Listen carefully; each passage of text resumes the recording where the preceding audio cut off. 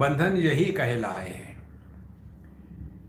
मैं तू नहीं पहचानना, विषय विषय नहीं जानना, आत्मा अनात्मा मानना, निज नित्य ही निज अन्य नहीं पहचानना, चेतन अचेतन जानना, अति पाप माना जाय है, संताप यह भी देह है, बंधन यही कहलाए है। अब यहाँ हम लोग जो बंधन की बात करते हैं ना, विवेक चूड़ामणि में वहाँ एक प्रसंग प्रारंभ में ही आता है। वहाँ भगवान शंकराचार्य एक चित्र बना रहे कि एक विद्यार्थी अपने गुरु महाराज के पास जाता है और गुरु के पास जाने के बाद क्या पूछना चाहिए, कैसे पूछना चाहिए, इस पर चिंतन होता है। तो विद्यार्थी कहता है, को नाम बंधः कथमेष आगतः, कथम प्रतिष्ठास्य कथम विमोक्षः, को सावनात्मा परमक्क आत्मा, तयोर्विवेक कथदेतमुच्यताम्। 7 प्रश्न पूछता है। अब उसी प्रकार से यहाँ विचारों को प्रस्तुत किया गया है।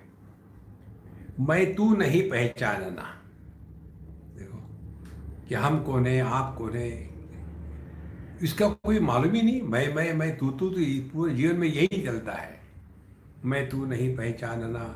फिर विषय नहीं जानना कि हम उन विषयों के साथ किस प्रकार से एक हो जाते हैं कि हम उसके गुलाम बन गए। तो विषय बन जाता है विषयी और विषयी बन जाता है विषय। देखो कैसे, पहले हम सिगरेट पीते हैं या मदिरा पान करते हैं या कोई ड्रग्स लेते हैं, तो उस समय हम तो हो गए विषयी, और यह मदिरा या ड्रग्स या सिगरेट ये हो गए विषय। और धीरे धीरे उसमें ऐसे फंस जाते हैं। तो फिर आप ऐसे आदमी के साथ किसी पान ठेले पे चले जाओ, तो जब ऐसा आदमी जाता है तो ये सिगरेट के पैकेट है ना, ये एक दूसरे से बात करते हैं, देखो मेरा गिराई आ रहा है। तो फिर वो गिराई कैसे आएगा, कहेगा भाई सिगरेट के पैकेट दो। मैंने पहले वो सिगरेट पीता था, अब ये सिगरेट उसको पी रही है। देखो, अन्न की परिभाषा भगवान शंकराचार्य ने अपने भाष्य में दी है। अन्न किसको कहते हैं? जिसको खाया जाता है और जो खाता है, दोनों तरफ से। चॉकलेट हम खाते हैं और चॉकलेट हमारे दांत खाती है। देखो, मिठाई हम खाते हैं और ये मिठाई हमारी पैनक्रियाज खा जाती है। कितनी सरल बात है। तो मैं तू नहीं पहचानना, विषय विषय नहीं जानना, आत्मा अनात्मा मानना, और उसके पश्चात जो अनात्मा है, माने जो देह मन बुद्धि इंद्रिय पंचकोश जो है, इसको ही आत्मा अनात्मा आत्मा अनात्मा मनाना। तो इस अनात्मा को ही हमने आत्मा मान लिया है। माने हमारा पूरा जीवन केवल देहात्म भाव की प्रधानता से ही चल रहा है। और फिर निज अन्य नहीं पहचानना। देखो, मैं कौन है इसको नहीं जानना, जगत क्या है इसको नहीं जानना, ईश्वर क्या है इसको नहीं जानना। तो निज अन्य नहीं पहचानना। फिर चेतन अचेतन जानना,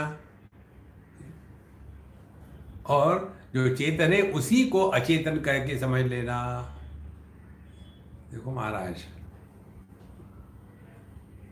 माने अपने आप को देह या धन दौलत या रिश्ते इसी को स्वीकार करना और अति पाप माना जाय है, यही जो है सबसे बड़ा पाप है। अन्यथा संतमात्मानम अन्यथा प्रतिपद्यते। तो वास्तविक में देखा जाए तो परमात्मा स्वरूप है, लेकिन हमने अपने आप को देह मान लिया है, जीव मान लिया है। किम तेन न कृतम पापम चोरेण आत्मापहरेण।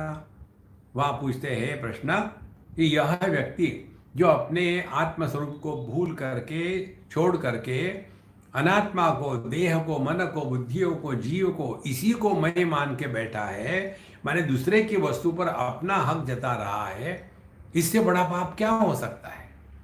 वो क्या पाप है? चोरेण आत्मा अपहरणा, जिसने आत्मा का अपहरण किया है।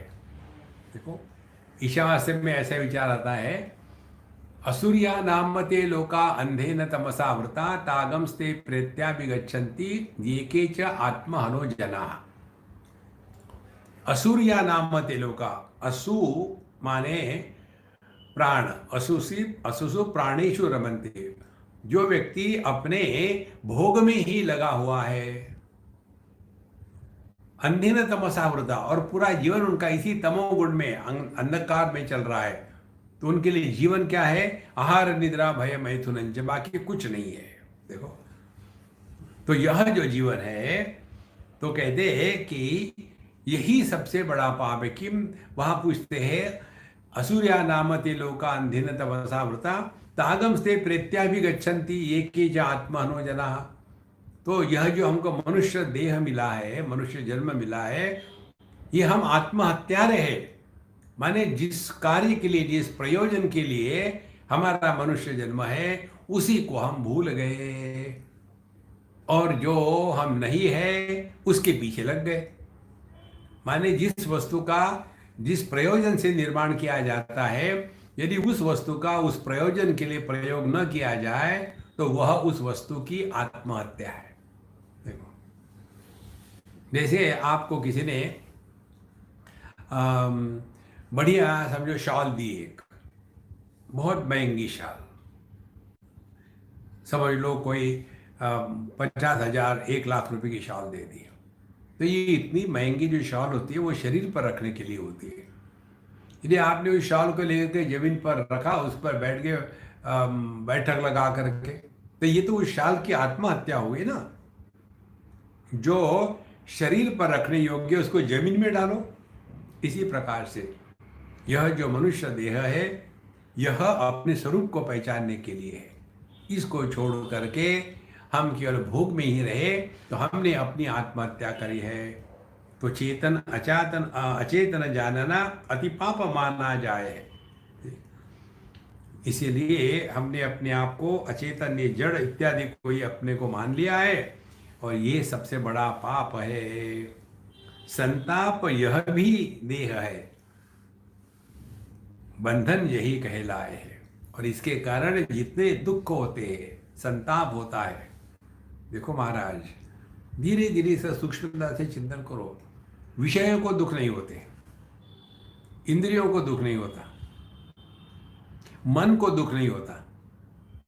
देखो मन में दुख के कारण जो विकार आते हैं, उन विकारों के साथ तादात्म्य करने के बाद यह सुखी दुखी व्यक्तित्व पैदा होता है। इसीलिए कहते हैं संताप यह भी देह है। यदि हम इसको जरा ध्यान से देखें, जगत में रहते समय दृष्टा भाव से रहे, तो आपको संताप नहीं होगा। ये दुनिया ऐसी चलती है, अब क्या कर सकते हैं। उसके बाद ध्यान के लिए बैठो, भगवान का नाम लेने के लिए बैठो, मन भटकता है तो होगा ही। मन एकदम ओवरनाइट कैसे होगा? जिसको अनेक जन्मों का यही अभ्यास है, कभी इस पर नियंत्रण नहीं है। देखो तो चेतन अचेतन जानना अति पाप माना जाए है, संताप यह भी देह है। तो यह दुख से हमेशा परेशान होना, इसी को देह पाप देह कहते हैं। बंधन यही कहलाए है, इसको कहते हैं बंधन।